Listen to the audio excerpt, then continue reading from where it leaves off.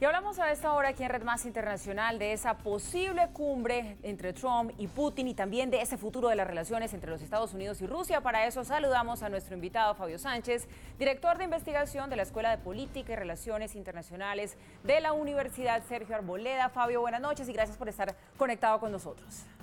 Buenas noches, Paula, y muchas gracias de nuevo por la invitación. Bueno, Fabio, todo lo que terminó girando en torno al caso del envenenamiento del exespía ruso empezó siendo un asunto entre el Reino Unido y Rusia y ahora se ha decantado a que es una situación también entre Estados Unidos y Rusia. ¿A qué puede conducir esta ruptura de relaciones diplomáticas entre estos dos países? Pues yo creo que la situación crítica del espía en Gran Bretaña y la expulsión de diplomáticos simplemente hizo las veces de catalizador en las tensas relaciones entre Estados Unidos y Rusia. Ya habíamos visto anteriormente que el supuesto espionaje en las elecciones en favor del presidente Trump había generado mucha molestia y tenía repercusiones en la opinión pública doméstica, sobre todo en los sectores demócratas contradictorios a la política del presidente Trump. Pero lo que estamos viendo ahora es cómo el tema se está desviando del espionaje y de la sanción diplomática que ha hecho Gran Bretaña y otros países de la Unión Europea muy molestos con el intervencionismo del presidente Putin y se está trasladando a un asunto bilateral entre el presidente Trump y el presidente Putin. Y obviamente hay que esperar que la agenda madure porque ese supuesto encuentro tendría una agenda diferente al caso de espionaje, que es uno de los factores que ha agudizado la relación entre Rusia y Europa misma. Nikki Haley, la embajadora de los Estados Unidos ante la ONU, dio unas declaraciones muy fuertes. Ella literalmente dijo que Rusia utiliza la sede de la ONU como un refugio seguro para actividades peligrosas. ¿Qué busca Estados Unidos con este tipo de declaraciones? ¿Quizá tener como un bloque de países alineados en contra de Rusia? Pues yo creo que están enviando un mensaje claro, que no están dispuestos a tolerar el intervencionismo de los rusos al estilo clásico de la Guerra Fría, como lo hacía la Unión Soviética, con sus servicios secretos interviniendo en la política interna de los vecinos europeos.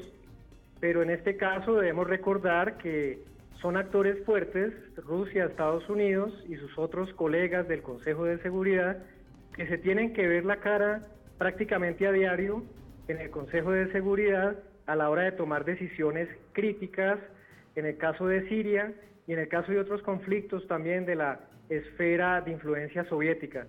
Por lo tanto, yo creo que este posible acercamiento y esas declaraciones fuertes no hacen nada más que ser parte del juego de tensión diplomática que los dos actores están tratando de hacer.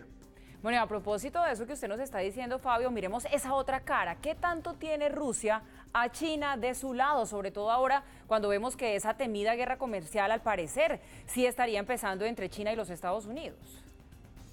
Sí, yo creo que todos de alguna manera se necesitan, pero también muestran sus potencialidades en materia económica, en materia militar, y claramente lo has señalado, es decir, no podemos entender una política exterior de Estados Unidos buscando diálogo con China y buscando diálogo con Rusia y al mismo tiempo ejerciendo presión y enviando fuerza militar a los mares del sudeste asiático y alimentando mucho más la alianza militar con Corea del Sur. Lo mismo podríamos decir en el caso de Rusia. Estados Unidos, recordemos que es un gran promotor de la seguridad europea, es un gran soporte de la OTAN misma, y por lo tanto China también comercialmente tiene mucha fuerza, pero también ejerce presión geoestratégica y militar en su vecindario. Por lo tanto, todos atacan y todos ceden en la agenda económica, política y militar. ¿Se dará, Fabio, esa cumbre entre Trump y Putin de la que ya empezamos a especular los medios de comunicación? Porque recordemos que esas conversaciones que trascendieron, pues sí se dieron antes de que se desatara de una manera tan fuerte el caso del exespía ruso. Pues yo creo que debemos esperar un poco que madure el posible acercamiento. En estos momentos yo veo que es muy difícil que se consolide. Ambos líderes tienen una política exterior agresiva. Son actores que actúan de una forma inmediata, rápida y son muy autoritarios. No obstante, podría de alguna manera encontrar puntos comunes para aliviar esta tensión que ha escalado sin precedentes. Recordemos que veníamos de 8 años de una actividad relativamente pacífica del presidente Obama frente a Rusia y frente a otros actores que eran agresivos en el espacio euroasiático. Eso es cierto, es que el mundo se está enfrentando ahora a un cambio de política con el nuevo presidente de los Estados Unidos. De llegar a darse esa reunión, Fabio, ¿aceptaría Putin viajar a Washington? ¿Escogerían un lugar neutro? Se lo pregunto porque es que el sitio en el cual se llegasen a encontrar tiene todo que ver y es algo que hay que leer entre líneas. Por supuesto, es una interrogante interesante que nos lleva a pensar en las grandes cumbres o en los grandes encuentros de la Guerra Fría. Recordemos, por ejemplo, los viajes de Nixon a China o recordemos los acercamientos que han hecho algunos presidentes estadounidenses con rivales, con antagonistas, pero en este caso lo que estaríamos viendo es una posible visita del presidente Putin a los Estados Unidos, que de alguna forma le permitiría a él fortalecer mucho más su imagen interna y en ningún momento sería una debilidad. Yo creo que le ayudaría un poco más a favorecer y a mostrarse en Occidente.